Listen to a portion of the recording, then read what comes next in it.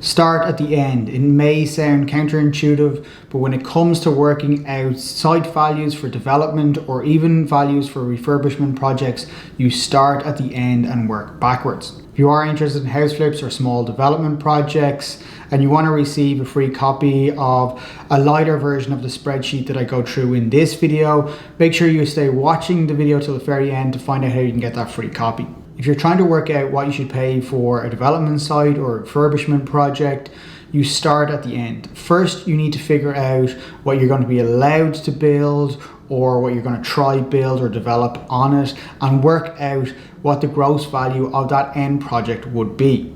Then you start to take away the costs so you can see what you can afford to pay for a development site or a refurbishment project. If you estimate what you can build on a site is too much, you can vastly overpay for that site. If you underestimate what you can build on that site, the likelihood is you're not going to win that bid. If you estimate the gross development value to be too high or too low, again, you're likely going to overpay for that site or underbid for it. Therefore, it's vitally important to understand what you can develop on that site.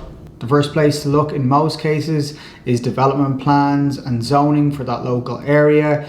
If it's zoned residential, office, retail, mixed use, industrial, all these will determine what you can build on the site. If it's residentially zoned, generally speaking, the development plan will outline exactly what you can build on that site in terms of how many units you can put on it per acre or per hectare. Perhaps there is going to be some details within the development plan on height and densities. Sometimes densities are described in ratios, i.e. 1:1 or 2:1 or 3:1. This ratio will outlines effectively how much square footage you're allowed to put on the site based on the size of the site. So if it's an acre and it's 1:1, you're allowed to put effectively the same amount of square footages that's in an acre. Development plans will also outline open space requirements as well as what the apartment or housing requirements will be for that particular area, i.e. how many 1s, 2s and 3 beds will be within a certain mix of development. It's always best to discuss your development ideas with an architect to understand what you can build on a site. Once you have a firm idea on what you can build, you can then start to work out what your gross development value will be for that end development. We can just run through a very straightforward, simple example of a small residential development of 20 units. Let's say we're breaking that up into 8 2-beds, 8 3-beds and 4 4-beds. You believe the market will pay 400,000 for the 2 beds, 475 for the 3 beds and 530 for the 4 beds. This would result in a gross development value of 9.1 million. But however, you're going to have to take away your sales tax or your VAT depending on the location you're developing. This example, it is Ireland and we're removing 13.5%. So therefore we're left with a net development value of 7.6 million. It's also important to deduct any kind of sales fees or legal fees associated with that sale as well. If you're developing a commercial property, your gross development value will be based on the rent you'll get per square foot, applying appropriate yield that the market would pay for that particular type of investment within that location. Once you know your gross and net development values, you can start removing some of your costs. Generally speaking, the biggest cost to remove in most developments and redevelopments is going to be your build costs. At this early stage of appraisal, you can look at standard rates per square foot. The standard rate per square foot will depend on what you're trying to build, the location and the use and conditions, ground conditions as well as design.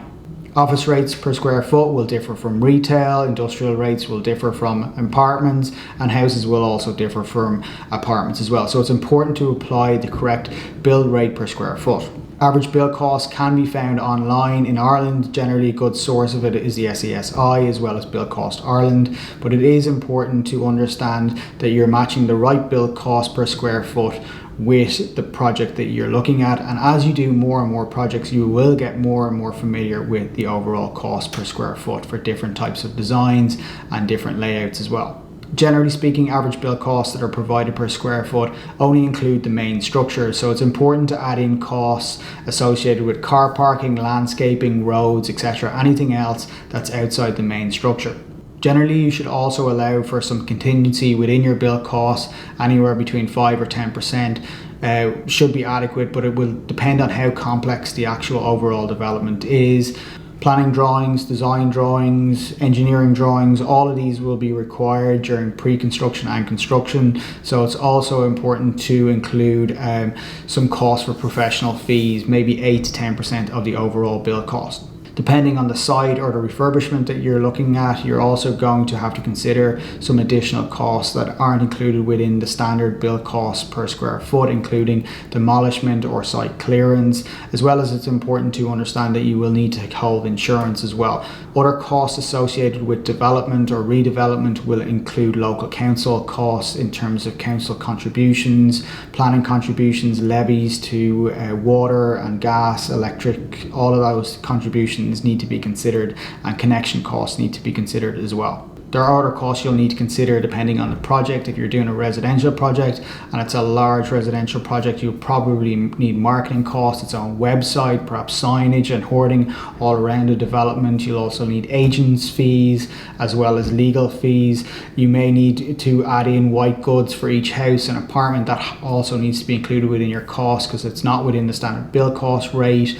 You will also need to probably do the odd show house as well. That will all need to be factored in as well.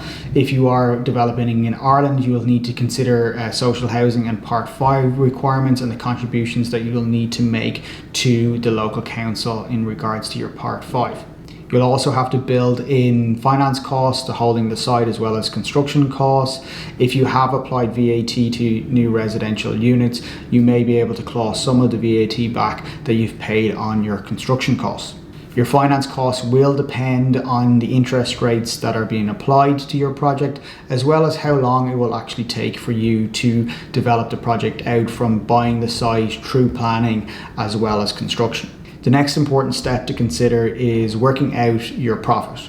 What profit or what do you need to make out of this project or redevelopment to be worth your while, to take on all that risk? And generally speaking, it's important to remember that most of these development sites or refurbishment projects can take a number of years. So therefore, when you're putting your profit element into this, it's what you're getting out of the project that may have taken you 2-3 years and sometimes even 4 to 5 years. So it's important to factor in what it is worth for you to do this project. Many residential developers will require at least a 15% profit on gross development value.